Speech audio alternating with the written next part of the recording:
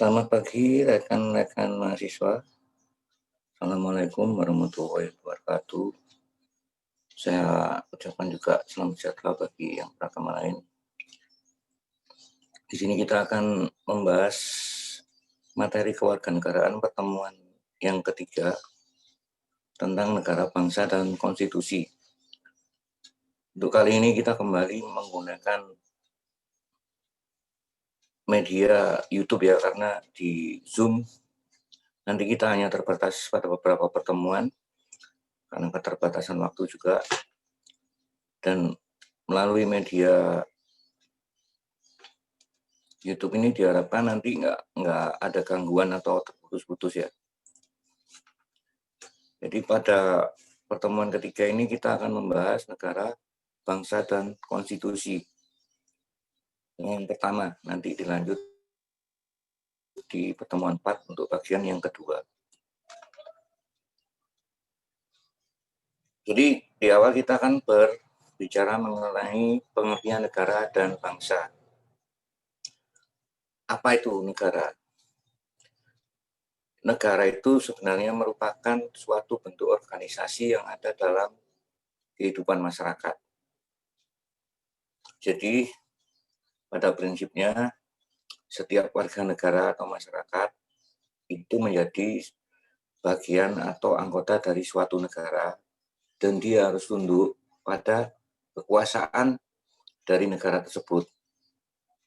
Karena organisasi dalam bentuk negara ini sifatnya mencakup semua orang yang ada di dalam wilayah kekuasaannya dan didiami oleh orang-orang tersebut, dalam artian kekuasaan negara berlaku bagi orang-orang tersebut. Sebaliknya, negara juga memiliki kewajiban tertentu terhadap orang-orang yang menjadi anggotanya. Jadi organisasi negara ini punya kewajiban tertentu pada anggota-anggota yang ada di lingkup negara tersebut. Agar pemerintah suatu negara yang memiliki kekuasaan untuk mengatur kehidupan masyarakat tidak bertindak seenaknya, maka ada sistem aturan yang mengaturnya. Jadi di sistem aturan ini ada hierarkinya,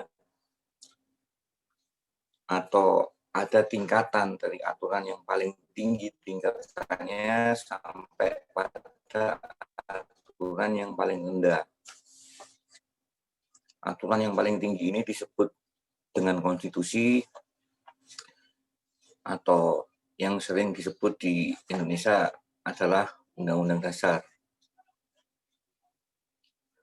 Dua sebutan yang sebenarnya tidak persis, tapi sama artinya. Jadi secara garis besar, negara itu organisasi, kemudian ada kehidupan orang-orang di dalamnya, orang-orangnya harus tunduk kepada negara tersebut, dan negara juga punya kewajiban untuk orang-orang yang ada di dalamnya tersebut guna mengatur tata pemerintahannya yang akan berjalan ke depan. Sedangkan bangsa itu adalah kesatuan solidaritas. Jadi kesatuan yang terdiri dari orang-orang yang merasa setia kawan antara yang satu dengan yang lainnya. Ini menurut Benedict Anderson. Dia merumuskan bangsa secara unik. Menurut Benedict Anderson ini, bangsa itu merupakan komunitas politik yang nyata dalam wilayah yang jelas batasnya dan berdaulat.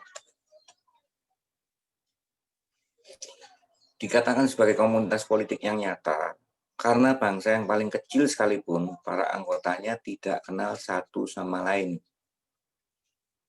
Secara terbatas karena bangsa yang paling besar sekalipun yang penduduknya ratusan juta juga mempunyai batas wilayah yang jelas. Jadi maksudnya itu seperti ini. Meskipun bangsa itu adalah kumpulan dari orang-orang atau komunitas politik dengan orang-orang yang bertujuan sama, sekalipun tidak mengenal satu sama lain. Tapi secara terbatas juga dikatakan bangsa yang paling besar sekalipun penduduk secara batasnya ya, penduduknya yang ratusan juta, ini juga mempunyai batas wilayah yang jelas. Dengan pengertian bangsa, ini mengandung elemen pokok berupa jiwa, kehendak, perasaan, pikiran, semangat yang bersama-sama membentuk kesatuan atau kebulatan dan ketunggalan dalam aspek lahiriah dan rohania, serta merasa mempunyai perasaan senasib sepenanggungan. Jadi terciptanya bangsa itu adalah orang-orang berkumpul, mereka punya perasaan yang sama dan membentuk suatu komunitas, dan dialah yang disebut dengan bangsa. Dengan konstitusi, itu adalah keseluruhan peraturan-peraturan, baik yang tertulis maupun yang tidak tertulis, yang mengatur secara mengikat tentang cara penyelenggaraan pemerintahan dalam suatu negara.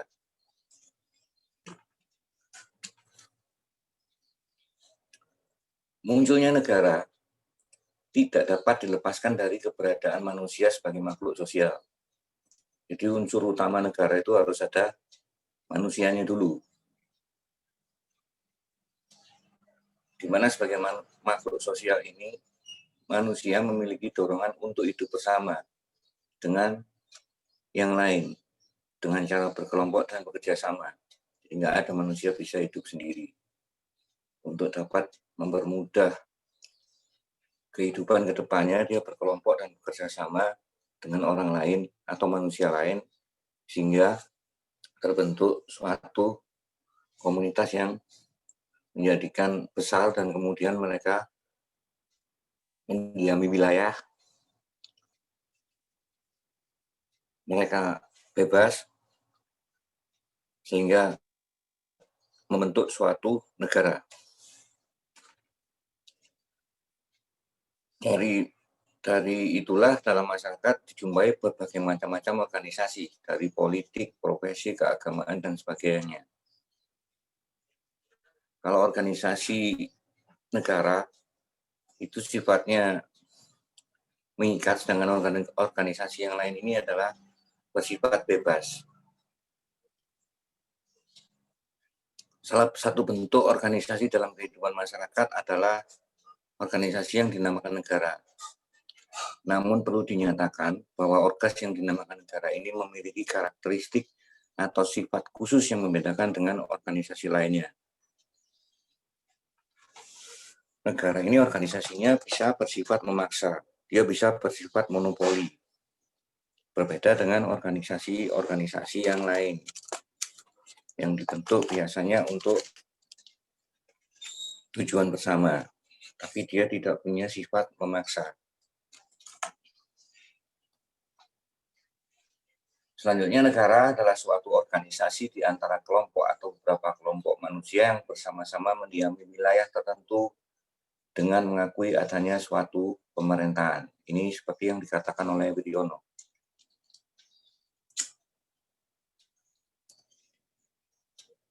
Jadi unsur-unsur utama negara itu ada manusia atau warga negaranya, ada wilayahnya, ada pemerintahan atau kedaulatannya.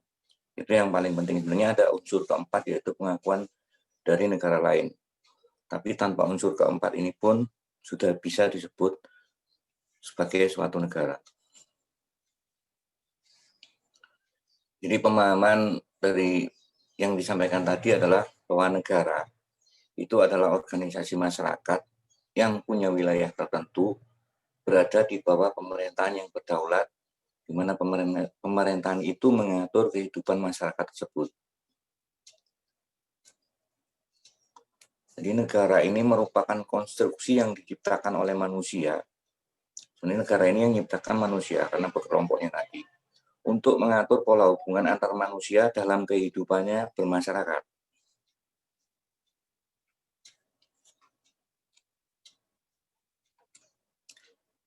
Jadi unsur-unsur negara ya, itu ada, kalau kita pakai unsurnya NKRI atau negara Indonesia, itu ada rakyatnya, itu ada wilayahnya,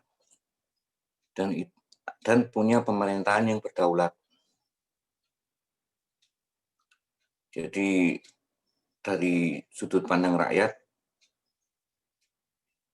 orang yang mendiami wilayah suatu negara itu, ada yang dikatakan dia penduduk, dan dia ada yang dikatakan warga negara. Untuk wilayahnya, itu terdiri dari wilayah darat, wilayah laut, dan wilayah udara. Sedangkan pemerintahan yang berdaulat, ini ada badan eksekutifnya yang terdiri presiden bersama menteri, ditambah juga ada lembaga legislatif dan yudikatifnya.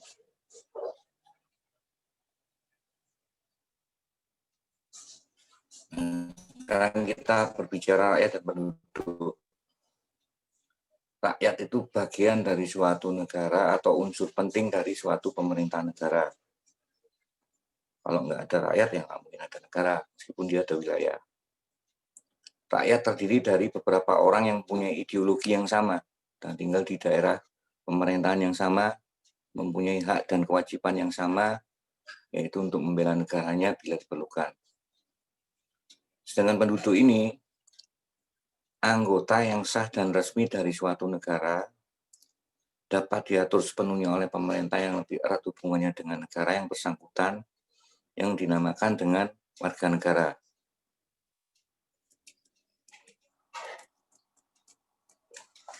Jadi kalau implikasi status kewarganegaraan, itu merupakan hak perlindungan diplomatik dari luar negeri, merupakan hak kewarganegaraan. Suatu negara berhak melindungi warganya di luar negeri. Jadi kalau ada masyarakat Indonesia yang keluar negeri, itu negara kita berhak melindungi. Jadi ini dikaitkan dengan suatu negara berhak untuk menolak atau mengekstradisi warga negaranya kepada negara lain. Jadi ketika belum ada perjanjian ekstradisi, ada kejadian umpamanya warga negara kita di Amerika, dia melakukan tindakan pidana atau tindakan kriminal, kemudian dia lari ke Indonesia. Nah ini kan dikejar sama polisi dari Amerika. Nah kita bisa menolak untuk mengekstradisinya atau menolak warga negara yang telah pulang tadi untuk dibawa ke Amerika mempertanggungjawabkan perbuatannya. Kalau berdasarkan praktek, secara garis besar, kewarganegaraan seseorang ini dapat diperoleh antara lain dari orang tua, atau dia disebut ius sanguinis, berdasarkan tempat kelahiran, ius soli, dan berdasarkan dua-duanya. Kalau berdasarkan dua-duanya ini, orang punya kewarganegaraan ganda. Nah, ketika terjadi bipartit ini biasanya negara nanti kesusahan jika terjadi hal-hal yang negatif, seperti perbuatan pidana dan lain-lain. Yang keempat adalah melalui naturalisasi atau permohonan untuk menjadi warga negara di negara tertentu. Setelah kita berbicara warga atau penduduk atau masyarakat yang ada dalam negara, sekarang kita berbicara dengan wilayah. Wilayah suatu negara itu umumnya meliputi wilayah darat, wilayah laut, dan wilayah udara. Walaupun ada negara tertentu yang karena letaknya di tengah, itu nggak punya laut. Seperti Afghanistan, Mongolia, Austria, Hungaria, Zambia, dan sebagainya. Nanti lihat sendiri di peta. Batas wilayah negara Indonesia ini ditetapkan dalam perjanjian dengan negara lain yang berbatasan. Batas wilayah negara Indonesia ditentukan dalam beberapa perjanjian internasional yang dulu diadakan oleh pemerintah Belanda dengan beberapa negara-negara lain. Untuk wilayah laut, itu ada 3 perbatasan. Batas-batas tersebut adalah laut teritorial. Ini adalah laut yang merupakan bagian wilayah dari suatu negara yang berada di bawah kedaulatan negara yang bersangkutan. Ini diumumkan melalui Deklarasi Juanda tahun 57. Jadi batas laut teritorial Indonesia itu 12 mil yang dihitung dari garis dasar. Garis dasar ini garis yang menghubungkan titik-titik terluar dari pulau-pulau terluar Indonesia, di mana jarak dari satu titik ke titik lain yang dihubungkan tidak boleh lebih dari 200 mil. Itu yang disebut batas laut teritorial. Di gambarnya seperti ini. Yang sebelah kiri adalah 12 mil laut, itu penghitungan batas teritorial kita. Untuk yang di tengah adalah zona ekonomi eksklusif, ini panjangnya 200 mil. Ini hanya hak eksklusif ekonomi yang ada pada negara pantai. Jadi kalau pantainya punya Indonesia, ZTE-nya juga punya Indonesia. Kemudian di 200 mil ini tidak ada hak politis. Jadi dulu ketika ada pemberitaan kapal nelayan Cina mencari ikan di wilayah ZTE diperingatkan. Itu diperingatkan aja untuk nggak mencari di situ. Jadi nggak ada politis, nggak ada perang-perang di situ. Selanjutnya lebih dari 200 mil itu adalah eksploitasi yang diatur oleh Badan Otorita Nasional. Sedangkan batas landas kontinen atau continental shelf ini adalah dasar lautan, baik dari segi geologi maupun morfologi, yang merupakan kelanjutan dari kontinen atau benuanya. Jadi bentuknya itu dari geologinya maupun morfologinya itu disebut sebagai landas kontinen. Pada tahun 69 pemerintah Indonesia mengeluarkan pengumuman tentang landas kontinen sampai kedalaman laut 200 meter.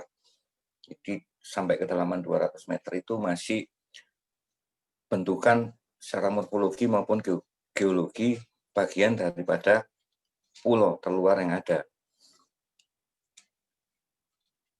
Ini gambaran perbatasan laut Indonesia dengan 10 negara tetangga. Jadi kita itu juga berbatasan dengan India, Thailand, Malaysia, Singapura, Vietnam, Filipina, Timor Leste, Australia, dan Papua Nugini.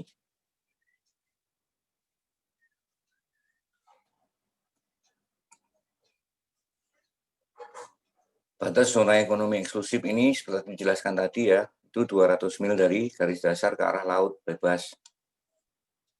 Ini kewenangannya hanya memanfaatkan sumber daya, baik di laut maupun di dasarnya. Kalau kewajiban negara di kawasan ZTE, ini yang berkaitan dengan status ZTE, zona ekonomi eksklusifnya, sebagai peraulan lepas. Negara pantai ini nggak boleh menghalangi, kalau ada orang berlayar nggak boleh, kalau ada mencari ikan, nah baru itu kita mempunyai hak atau berkewajiban untuk mengingatkan. Kalau hanya lewat, sekedar lewat, kemudian sekedar terbang di atasnya, sepanjang tidak melanggar ketentuan, itu dipersilakan. Berbicara wilayah udara, suatu negara udara ini meliputi wilayah yang berada di atas wilayah laut dan daratan dari negara yang bersangkutan. Ini pemanfaatan ruangnya ini adalah untuk penerbangan maupun komunikasi menggunakan radio. Tapi kalau komunikasi sepertinya nggak ada yang mengatur tentang hal ini. Ini disingkat dan dikenal sebagai Konvensi Chicago pada tahun 44. Yang memprakarsainya adalah Amerika Serikat. Ini bersifat publik dan mengatur kepentingan umum yang merupakan tanggung jawab pemerintah dalam kegiatan penerbangan sipil internasional. Selanjutnya setelah kita ngomong rakyat, kemudian wilayah, sekarang kita ngomong pemerintah yang berdaulat. Daulatan ini artinya adalah kekuasaan tertinggi. Dengan demikian artinya pemerintah yang berdaulat artinya pemerintah mempunyai kekuasaan tertinggi. kekuasaan yang tidak berada di bawah kekuasaan lainnya. Kedaulatan negara ini dapat diartikan sebagai kedaulatan keluar dan sebagai kedaulatan ke dalam. Untuk ke dalamnya, dalam bentuk kekuasaan tertinggi untuk mengatur rakyatnya sendiri berdasarkan konstitusi. Kalau keluarnya, kekuasaan tertinggi yang harus dihormati oleh negara lain dengan kedaulatan pemerintah berhak mengatur negaranya sendiri tanpa campur tangan dari orang lain. Jadi orang lain harus menghormati juga kedaulatan dari suatu bangsa yang lain juga. Artinya nggak boleh negara lain intervensi ke dalam negara yang berdaulat. Sifat-sifat negara itu ada 3. Yang memiliki sifat memaksa. Memaksa untuk mematuhi dan menghormati hukum nasional dan adat yang berlaku di sini. Jika melanggar akan mendapatkan sanksi yang tegas, baik itu dalam bentuk penjara ataupun denda. Selanjutnya adalah negara bersifat monopoli. Negara ini punya hak monopoli untuk menentukan tujuan dari sebuah masyarakat. Misalnya tujuan masyarakat Indonesia itu sebagaimana dirumuskan dalam alinea 4. Ini adalah melindungi, memajukan kesejahteraan umum, dan mencerdaskan kehidupan bangsa. Sifat monopoli ini untuk bidang-bidang usaha tertentu yang berkaitan dengan kesejahteraan umum ini dikuasai oleh negara. Sifat mencakup semua, ini yang ketiga. Kekuasaan negara berlaku bagi semua orang yang berada di wilayah negara tersebut. Tidak ada warga masyarakat yang dapat mengecualikan. Jadi siapapun yang mengecualikan akan dikenakan sanksi sesuai dengan aturan yang berlaku. Sifat mencakup semua, maksudnya berlaku bagi semua orang di wilayah negara yang bersangkutan. Meskipun orang asing yang juga harus mengikuti sifat negara kita ketika dia tinggal di negara kita. Kalau tujuan dan fungsi negara, tujuannya itu secara umum dikatakan bahwa tujuan setiap negara adalah mewujudkan kebahagiaan bagi rakyatnya. Walaupun kenyataannya nggak semua rakyat bahagia. Ini bukan menunjukkan adanya pemerintah yang bertindak sewenang-wenang sebenarnya kalau saya ngomong, tapi pemerintah belum bisa mewujudkan tujuan dari apa yang menjadi tujuan suatu negara. Bisa jadi ini karena rakyatnya yang terlalu luas, atau bisa jadi unsur-unsur pemerintahannya yang mempunyai kemampuan yang tidak diharapkan. Mampu mensejahterakan rakyat itu bukan berarti mampu korupsi, kayak begitu. Kalau fungsi negara secara umum adalah setiap manusia yang ada di dunia ini pasti tinggal di suatu negara. Dan negara itu sekumpulan masyarakat dengan berbagai keragaman yang hidup dalam suatu wilayah yang diatur secara konstitusional untuk mewujudkan kepentingan bersama. Ini fungsinya adalah mengatur, jadi secara umum. Jadi untuk pertanyaan apa yang dimaksud dengan negara, itu kalian sebenarnya sudah secara umum punya gambaran. Negara ini adalah suatu organisasi kekuasaan. Dia terbentuk guna melaksanakan tugas-tugas untuk negara dalam sebuah wilayah, memiliki kekuasaan baik dalam bentuk politik, ekonomi, sosial, budaya maupun kekuatan militer. Yang pelaksanaan kekuasaan tersebut dilakukan oleh pemerintah yang berdaulat tadi.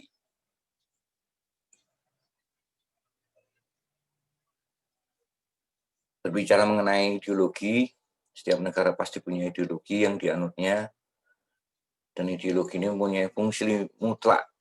Sifatnya yaitu melaksanakan penertiban, law and order. Ini bertujuan untuk mencapai tujuan bersama, jadi ketika ada yang menyimpang dia harus ditertibkan. Yang kedua, menegakkan keadilan. Jadi harus punya badan-badan peradilan. di mana fungsi-fungsi tersebut harus diselenggarakan oleh negara, yang dalam hari ini adalah pemerintah dari negara tersebut, agar tujuan negara tersebut dapat diwujudkan. Demikian untuk pertemuan yang pertama ini. Nanti kita ketemu di pertemuan kedua, itu rencananya pakai Zoom. Dan jangan lupa merespon tugas yang disiapkan setelah materi, mempelajari tambahan materi yang diberikan. Oke, selamat belajar. Terima kasih. Assalamualaikum warahmatullahi wabarakatuh.